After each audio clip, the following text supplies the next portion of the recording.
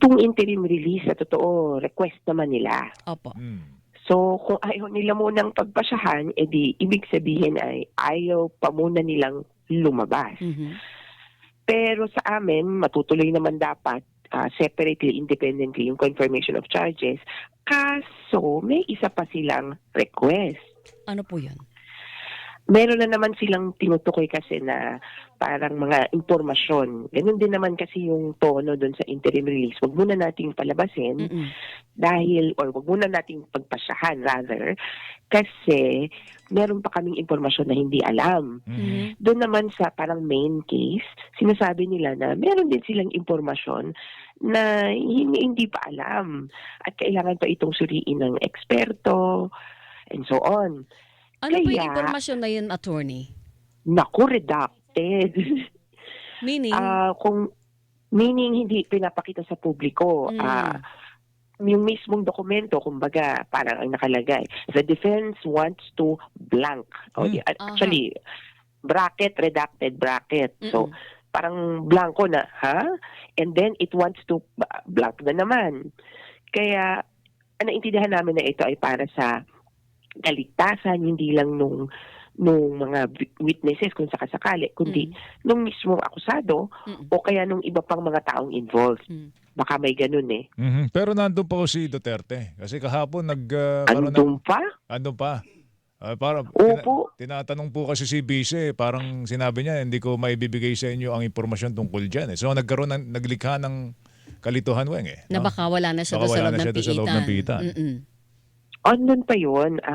Bago yun makalabas, kailangan po ng public proceeding, lalo na yung nangyayari sa atin sa Pilipinas, di ba? Bago naman mailabas ang isang detenido, merong proseso, motion for leave, motion for furlough, etc. Sa ICC lang, kung sakasakaling kailangan ng dalhin sa ospital, meron silang mga mekanismo na hindi mo na naman kakailanganin ng kumbaga parang order. Kaya palagay ko kung sakaling lumabas or pinalabas, di baka nagpunta lang sa ospital, nagpa-test, nagpa-lab test, gano'n. Pero hindi yan yung So, sa interim release niya. Ay, hindi po. Malabo Ang pa. interim release, sila ang nagsabing wag muna Yun nga. nating pagpasyahan. Yun ba, pinagtaka niyo yun? Yung ganong klaseng Hindi, tsaka request ang tanong, sila ang naman nag-request pero wag niyo munang desisyonan. Ang tanong ko rin dyan, Weng, hindi ba contradictory yan? Kasi si Kaufman, di ba, ang claim ng mga Duterte, walang ICC jurisdiction do sa kaso ng ating dating Pangulo, pero magsasabit ng interim release request, hindi ba parang... Ina-accept din nila yung parang, jurisdiction. parang Kasi may ganon. formal request attorney.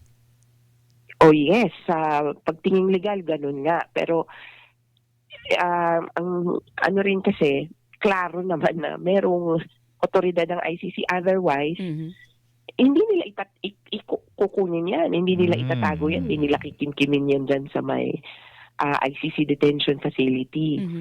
Even si Kaufman, ang kanilang argumento ay may finer detail. Totoo, sabi niya, miyembro kayo ng ICC nung naganap ang krimen. Pero yung exercise of jurisdiction nahuli. So, may finer detail pa yung sa kanya. Ewan natin kung kumbaga lulusot, inaabangan niya ng lahat. Kaya, itong pangalawang bahagi, kasi sa totoo, dalawa ang kanyang pending na issue. Opo. Ano Tungkol yun? sa interim release, tapos yan, yung challenge to jurisdiction, wala namang kapangyarihan eh. Opo. Yung isa, temporary release, yung isa permanent release. Pareho yung nabinbin dahil meron daw impormasyon na hindi pa hawak ang depensa o kaya impormasyon na late nakarating sa defense. At kailangan pa nilang pag-aralan. Oo, tapos may expert kasing sinasabi. Kaya tingin namin, di fair lang naman na maayos ito. May isa pa na medyo sabit at medyo housekeeping. Sabi nila, at 25 na ba ngayon? Nakakalito na ha. 25 na, po, 25. Ngayon, sabi nila, pwede bang mag-status conference on or before July 25? Ang status conference ay, kasi nga may impormasyon na hindi daw alam, maghaharap-harap ang parang partido, tapos kahit isang judge lang ito, magtatanungan sila, ano ba talagang sitwasyon? O kayo?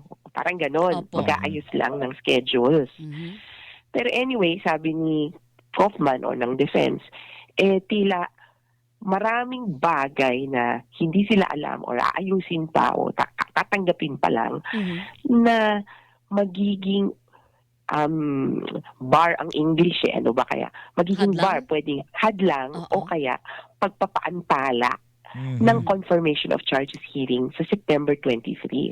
At Ma'am- doon kami nababahala na, naku, gusto yatang either ipa-cancel or ipopostpone. Nagkandalituhan pa eh. Oo. Pero sa ngayon, syempre sa amin, gusto niya lang ipopostpone pero hindi dapat mapostpone. Pero wala pa po namang formal request para i-postpone yung September na confirmation of charges. Wala pa. Yung Wala tono kasi ng motion ay ganun. Opo. Yung tono na So, inihintay nyo na lang kung ano yung magiging diskarte doon or desisyon ng ICC. Oo. Kaya Okay. kung sakasakali ay magkakaroon ng status conference, Mm. uy, hindi tayo invited sa ganun Opo. Mhm. Talaga. Baka hindi din ito i-live stream. Opo. Kasi ano lang naman, ano ba talaga, ano lang schedule. Oo, ano na, nasaan ang status, ano na yung hinihingi nyo kayo, ano nasa na tayo. Pero ganito ma'am, Yan. kung halimbawa, bakit yung sinasabing redacted information, yung nakatago, hindi pa dinidivulge sa publiko, hindi isinisiwalat pa sa publiko na impormasyon na kailangan daw po nilang matanggap or tatanggapin pa lang or natanggap na pero pinag-aaralan pa lang, hindi yung pwedeng malaman ng prosecution katulad po ng panig ninyo. Kasi I understand, yung lahat ng hawak na dokumento, pati mga saksi, listahan ng saksi ng panig ninyo, binigay din po sa depensa. Hindi po ba yun dapat vice versa? Tama po, kaya lang, kasi kami, pati yung ibang abogado na nandito sa Pilipinas, nagre-represent ng biktima, iba ang legal team. Hindi kami kasama ng prosecution, Opo. katulad ng sa Pilipinas, di ba? Mm-mm. Parang private complainant, ang kakampi ay prosecutor. Opo. Doon magkaiba talaga. Mhm. At iba ang objective kumbaga ng victims team. Pero yung prosecution, I assure you, at inassure din kami, natanggap ang mga dokumento and Alright. vice versa. Ayun. Hawak ng defense ang lahat ng mga pangalan. Kaya nga sabi namin, naku, marami nang alam at this point not to progress with the case. Naku. Okay. At yung isang punto nga yung, kunyari, interim release at pag-uwi niya sa Pilipinas, Mhm. magiging delikado na yan dahil may hawak na siyang ilang mga pangalan patungkol sa biktima, patungkol sa insidente, at patungkol sa witnesses. Mhm, mhm. Okay. Kaya yung fear, Paano nyo harangin yung, o may balak ba kayong harangin, yun pong possibility na hindi matuloy yung September hearing? maaaring bigyan ng pagkakataon yung mga biktima sa pamamagitan ng OPCB sa ngayon. Yung anumang hakbangin. Inaabangan lang namin itong status conference para sa mga, kumbaga, deadline. Opo. Ayun na lang ang hinihintay ninyo. Alright. Oo, naghintay kami na ano na bang, Mm. sa totoo ano na bang request? Mhm. Okay. Attorney, ito lang siguro huli. Would you know the state of health ng ating, Yes. ng ating dating Pangulo? Kasi ang mga lumalabas na impormasyon lamang galing po sa mga kamag-anak po niya, sa kanyang mga anak, kay VP Sara, na medyo butod balat at hindi maganda ang kalagayan, ang kalusugan. Meron bang patalastas na nilalabas ang ICC as to the state of health of the former president? Wala. In fact, bihira na magbigay ng ganyan sapagkat ang medical condition or medical bulletin is solely the prerogative of the accused. Mhm. Yung consent ay napakahalaga sa kanila. Kaya kung yung mismo akusado or suspect ay ayaw ilabas yan, hindi lalabas yan. Kaya doon magsisimula. Kung gusto niyang maglabas, and then posible. Kaya nababahala din kami na isa nga lang yung source natin. Pero sa bahagi ng ICC, hindi naman yan gagawa ng hakbang para apihin yan eh. Mm-mm. Lalo nga gusto nila, mabuhay yan eh. Dahil, Diyos ko, katakot-takot na issue kapag may namatay sa kustodiya ng ICC. Correct. Sinasabi ninyo, hindi naman pababayaan. Hindi talaga. At Hindi pababayaan. narinig ko nga yung si Mrs. Zimmerman, ay, ano ba, miss na ba siya? Sorry. Opo. Si Elizabeth Zimmerman, ang sabi niya, glowing naman, kaso payat.